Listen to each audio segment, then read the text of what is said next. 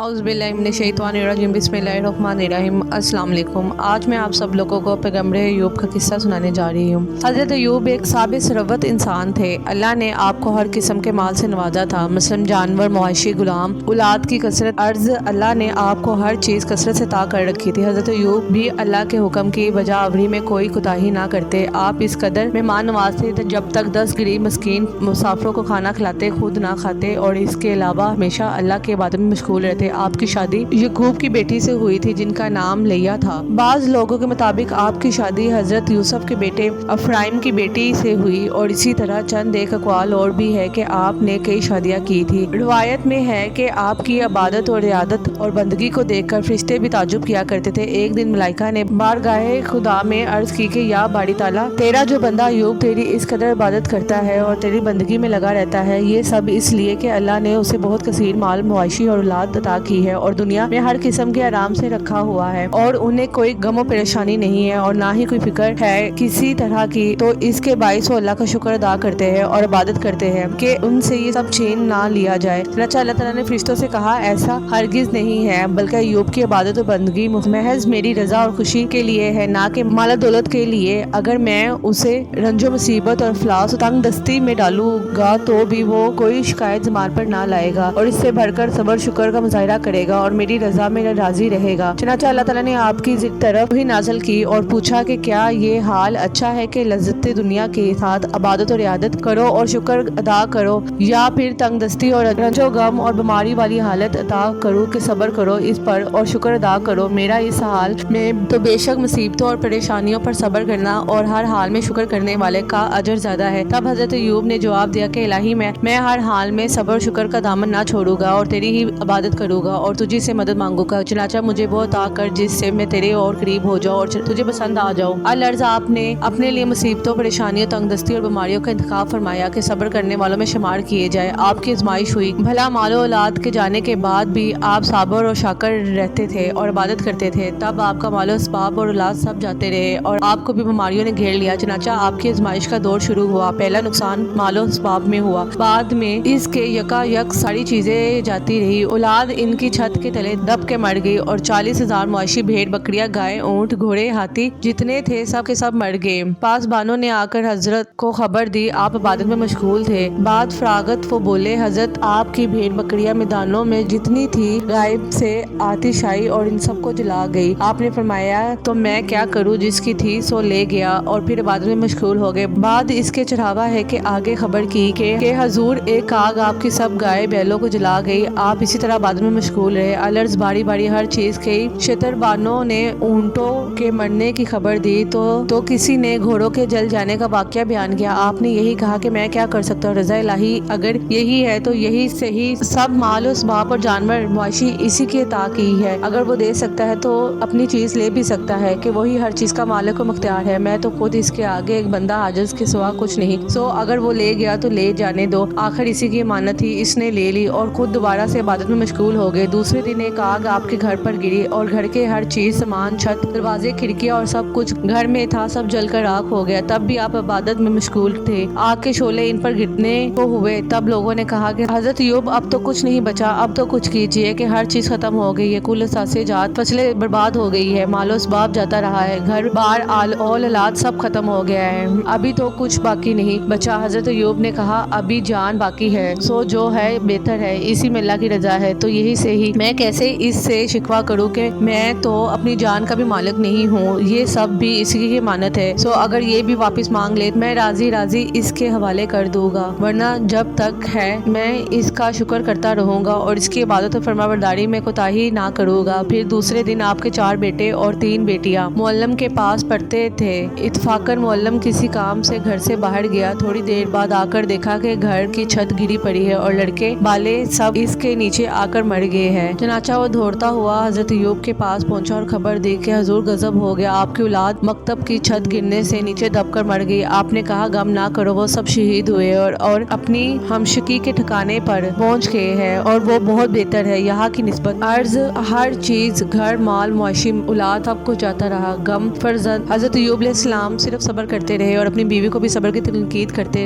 رہے۔ پھر ایک ہفتے بعد نماز پڑھتے ہوئے ایک پھپھولا پڑا اور زخم ہوا ہوا۔ پھر کچھ ہی دنوں میں سارے جسم پر اس کے پھپھولے پڑے اور زخم ہوئے اور جسم کا گوشت بھی گل کر پیپ کی طرح بہنے لگا۔ بعض روایت میں یہ ہے کہ چیچک کا مرض تھا جو شدید اختیار کر گیا اور اس سے پورا جسم گلنے سڑنے لگا، یہاں تک کہ اس میں سے گوشت نکل کر پیپ کی طرح بہنے لگا۔ آپ کی آزمائش یہی پر نہ رکی بلکہ ان زخموں میں کھلا رہنے کی وجہ سے کیڑے پڑ گئے جو گوشت کو چاٹ چاٹ کر کھانے لگے۔ باوجود اس قدر شدید بیماری اور تکلیف کے بھی آپ اللہ کی عبادت میں کوتاہی نہ کرتے بلکہ اور بھی زیادہ اللہ کی عبادت کرتے اور اس حال میں بھی اللہ کا شکر ادا کرتے نہ تھکتے۔ لوگ کہتے اے ایوب تو اب بھی اللہ کا شکر کرتا ہے جس نے تجھے اس حال میں پہنچا دیا ہے کہ تیرا سب کچھ جاتا رہا ہے، بیماری نے تجھے تنہا کر دیا ہے، کوئی تیرے قریب بیٹھنے سے بھی ڈرتا ہے کہ یہ بیماری اسے نہ لگ جائے اور جسم میں کیڑے اور گوشت کے گلنے کی وجہ سے بدبو پیدا ہو گئی ہے، تو اب کس بات کا شکر کرنا؟ اور اگر اللہ چاہے تو کیا نہیں ہو سکتا، آپ ٹھیک بھی ہو سکتے ہیں، تو آپ اس سے دعا کریں کہ وہ آپ کو پہلے جیسا کر دے، پھر لگے رہنا عبادت کرنے اور شکر کرنا۔ تب آپ کہتے کہ جس اللہ نے اتنے سالوں تک خوشحال رکھا، صحت و قوت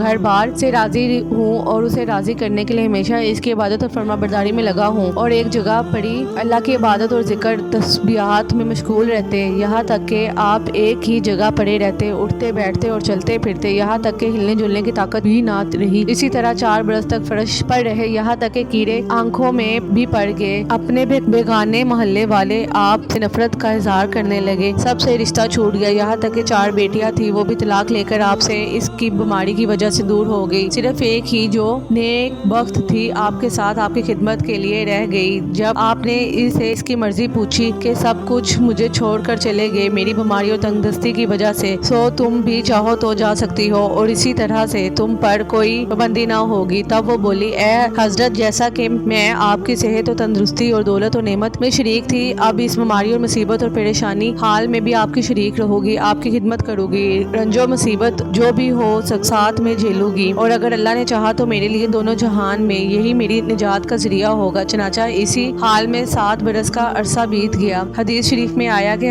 ایوب 18 برس اس مرض میں گرفتار رہے، تمام بدن میں کیڑے پڑ گئے، ان کی بدبو سے محلے والے نفرت کرتے اور کہتے کہ ہم ان کی بدبو سے محلے میں نہیں رہ سکتے اور ہم ڈرتے ہیں کہ خدا نخواستہ ان کی بیماری اگر ہم میں بھی آ گئی تو ہم مارے جائیں گے، اسی لیے لوگوں نے آپ کو اس گاؤں میں رہنے نہ دیا اور خواہش و اقربا کسی نے حال نہ پوچھا۔ آپ کی خدمت میں صرف ایک بیوی رحیمہ اور 2 شاگرد رہے۔ چنانچہ جب لوگوں نے آپ کو وہاں رہنے نہ دیا تو آپ کے شاگردوں نے آپ کو ایک ٹاٹ میں لپیٹا اور دوسرے گاؤں میں لا کر رکھا، بس آپ روتے تھے اور کہتے تھے کہ کہاں گئی ہماری سرداری اور میرے فرزند، او عزیز اب کیا ہوا؟ آج کوئی نہیں جو میرا پرسان حال ہو اور اس بیماری میں میری حال پرستی کرے، الٹا مجھ سے نفرت کرتے ہیں اور میری بیماری کی وجہ سے مجھ سے کراہت کا اظہار کرتے ہیں، مجھے میرے علاقے سے نکال باہر کیا ہے، مگر یا اللہ تو ہی ہے میرا مالک اور رحم کرنے والا، مہربان کہ ہر حال میں تیری ہی آسرا ہے اور میں صبر شکر کرنے والا ہوں تیرا اس حال میں۔ آپ یہ باتیں اپنی نفس سے کہتے نہ کہ شکوہ کرتے اور کہتے کہ کہاں ہیں وہ سب اچھے وقتوں میں تمہارے بڑے قریب تھے، اب سوائے اللہ کون ہے تمہارا پرستان حال، سو وہی مالک برحق ہے، اس کا شکر کرو اور ہر حال میں وہی رحم کرنے والا ہے۔ الارض آپ کو وہاں بھی نہ رہنے دیا اور لوگوں نے بھی آپ کی بیماری کی وجہ سے نفرت کا اظہار کیا، تو تیسرے گاؤں میں لے کر وہاں بھی یہی حال پیش آیا، تو بعد آپ کے ان دونوں شاگردوں نے ناچار ہو کر آپ کو ایک میدان میں لے جا کر ایک درخت کے چھاؤں تلے رکھ دیا، چند روز حضرت کی خدمت میں رہنے اور ان کے لیے ایک جھونپڑی جو لکڑیوں اور گھاس پھوس سے بنائی تھی تیار کرنے کے بعد وہ دونوں بھی آپ کو چھوڑ کر واپس گاؤں میں چلے گئے، صرف ان کی بیوی ان کی خدمت میں رہ گئی، وہ ہر روز انہیں اکیلا وہاں چھوڑ کر گاؤں میں آتی، لوگوں کے گھروں میں محنت مزدوری کرتی اور اسے جو کچھ ملتا کھانے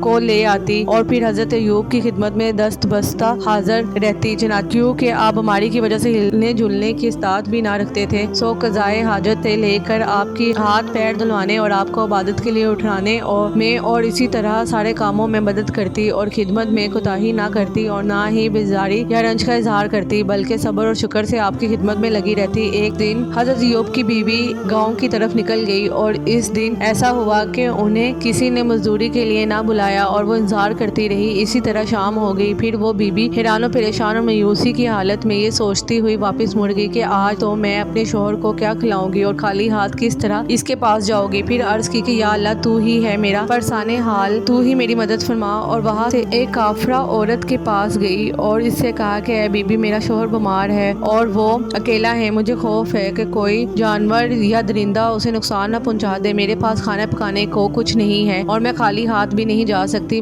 تم مجھے کچھ عنایت عنایت کر دو تو میں کھانے کے لیے لے کر جا سکوں، اس کے بدلے میں کل تمہارے یہاں مزدوری کر لوں گی، یا جو مزدوری ملے وہ کر کے اس میں سے تمہارا قرض ادا کر دوں گی۔ تب وہ عورت بولی کہ میرا کچھ کام نہیں، میں تمہارا اعتبار کیوں کروں، کیا خبر تم کل آؤ ہی نہ تو میں واپس کس سے لوں گی؟ ہاں مگر مجھے تمہارے سر کے بال بہت پسند آئے، سو اگر ان میں سے کچھ حصہ مجھے کاٹ کر دے دو تو میں تمہیں کھانے کو کچھ دے سکتی ہوں یا ان کی قیمت ادا کر دوں گی، تو کھانے کے لیے کچھ لے لینا۔ تب حضرت ایوب کی بیوی رو پڑی اور عاجزی سے کہنے لگی کہ اے بی بی، اس بات سے مجھے معاف رکھو، یہ بال میرے شوہر کو بہت پسند ہے اور اب بیماری میں ان کے ہاتھ عصا پکڑنے کی ہمت نہیں رکھتے اور اتنی طاقت ہی ہے کہ عصے کے سہارے ہی اٹھ سکے، سو میرے بالوں کو پکڑ کر نماز اور عبادت کے لیے اٹھتے ہیں، سو مجھے بطور قرض کچھ ادا کر دو، میں لوٹا دوں گی۔ سمجھنے اور سمجھانے پر بھی وہ عورت نہ مانی اور یہی کہا کہ اگر کھانے کو کچھ لینا ہے تو میری یہی شرط ہے۔ حضرت ایوب کی بیوی کھانا لیے بنا جانا بھی نہ چاہتی تھی کہ ان کو اپنے خامد کا خیال تھا، سو ناچار اس کی بات مان لی اور بالوں کے عضو کھانا خرید لیا اور واپس گھر کی طرف ہو گئی۔ شیطان لعین صورت ایک مرد کے حضرت ایوب کے پاس آیا اور کہا، اے ایوب، تیری بیوی کو گاؤں میں ایک عورت نے چوری کرنے کے جرم میں پکڑ کر سر کے بال کاٹ دیے۔ حضرت ایوب یہ سن کر بہت غمگین اور پریشان حال ہوئے اور روتے رہے۔ آپ اس بارے میں جیسا روئے تھے اپنی بیوی کے 18 برسوں میں کبھی ایسا نہ روئے تھے، مگر شیطان کے تہمت دینے کی وجہ سے اپنی حالت پر روئے اور عہد کیا کہ اگر اس بیماری سے ٹھیک ہوا تو رحیمہ کو لکڑی کا سوٹا ماروں گا، اور بعض علماء نے بال کاٹنے کا ذکر نہیں کیا مگر یوں روایت کی کہ آپ کی بیوی گاؤں سے محنت مزدوری کر کے کچھ کھانے کو لے آتی۔ ایک دن واپس آتے ہوئے راہ میں انہیں شیطان ملا جو ایک حکیم کی صورت میں تھا۔ شیطان بولا، بی بی تم کون ہو، کہاں سے آتی ہو اور کہاں جاؤ گی، اور یہ کہ ایسی پریشان کیوں ہو؟ کہنے لگا، شوہر میرا سخت بیمار ہے، حص و حرکت کی طاقت اس میں نہیں ہے، اسی لیے پریشان حال ہوں۔ شیطان نے ان سے کہا، ایک دوا میں تم کو بتاتا ہوں، اگر اسے استعمال میں لاؤ تو بہت جلد بھلا چنگا ہوگا، اور وہ یہ کہ اگر سور کا گوشت شراب کے ساتھ استعمال میں لاؤ گی تو بہت جلد صحت یاب ہوگا اور مرض اس کا جاتا رہے گا۔ بہت اچھی دعا ہے، بہت جلد کام کرے گی۔ چنانچہ رحیمہ جلدی واپس ہوئی اور جا کر حضرت ایوب سے کہا کہ آج ایک شخص پیر مرد سے میری راستے میں ملاقات ہوئی اور میں نے ان سے آپ کا سارا احوال بیان کیا، تب اس نے آپ کے واسطے ایک دوائی بتائی ہے، اگر استعمال کرو گے تو بہت جلدی بھلے چنگے ہو جاؤ گے۔ تب حضرت ایوب نے پوچھا کہ بتاؤ تو بھلا اس نے کیا دوائی بتائی ہے؟ تب بی بی آپ سے کہنے لگی کہ اگر آپ سور کا گوشت شراب کے ساتھ استعمال کریں گے تو بہت جلد صحت یاب ہو جائے گی اور مرض اس کا جاتا رہے گا، یہ بہت اچھی دعا ہے، بہت جلد کام کرے گی۔ اس وقت آپ اپنی بیوی سے بہت غصہ ہوئے اور کہا کہ تم مجھے گناہ گار کرنا چاہتی ہو، اس سے تو میں بیمار ہی بھلا ہوں، اگر اللہ کی طرف سے شفا ہوئی تو مجھے کسی دعا کے بغیر ہی عطا کر دے گا۔ اور تب قسم کھا کے بولے، اگر میں ٹھیک ہو گیا تو تجھے اس بات کے لیے 100 لکڑی ماروں گا کیونکہ تو نے ایسی بات کی جو اللہ کی بارگاہ میں مجھے رسوا کرنے والی تھی۔ اور تب حضرت ایوب یہ سن کر بہت روئے اور کہنے لگے، الہی تجھے ہی معلوم ہے میرے گناہوں کی خبر، سو اگر یہ میرے کسی جرم یا خطا کی سزا ہے تو میں تجھ سے معافی طلب کرتا ہوں، مجھے معاف فرما دے۔ اور دوسری روایت میں بیان ہوا کہ ایک دن 2 کیڑے ان کے زخم میں سے گر پڑے، آپ نے پھر ان دونوں کو پکڑ کر اسی خاؤں میں واپس رکھا اور کہا کہ اپنی جگہ پر رہو۔ تب وہ ایسے کاٹنے لگے کہ تکلیف کی شدت بہت بڑھ گئی اور ایسی تکلیف ابتدا بیماری سے لے کر 18 برس تک کبھی نہ ہوئی تھی۔ تب آپ تکلیف اور درد کی شدت سے بلبلا اٹھے اور بارگاہ ربی میں فریاد کی کہ الہی مجھے سخت تکلیف پہنچی ہے اور بے شک تو ہی ہے مہربان اور رحم کرنے والا۔ تب جبرائیل علیہ السلام باحکم ربی آپ کے پاس آئے اور کہا کہ ایوب غم نہ کرو، تمہاری آزمائش کا وقت ختم ہوا اور اب اللہ تمہیں پہلے سے کئی گنا بھر کر نوازے گا، اور تم نے صبر کیا اور شکر کرنے والوں میں سے ہوئے اور کامیابی حاصل کی، بس اب وقت آ گیا ہے کہ پھر اللہ کی رحمت سے صحت و تندرستی اور خوشحالی کا وقت دیکھو۔ اور تب جبرائیل علیہ السلام نے آپ کو اٹھنے کو کہا۔ تب حضرت ایوب بولے، اے جبرائیل بھلا بتاؤ تو میں کیسے اٹھوں کہ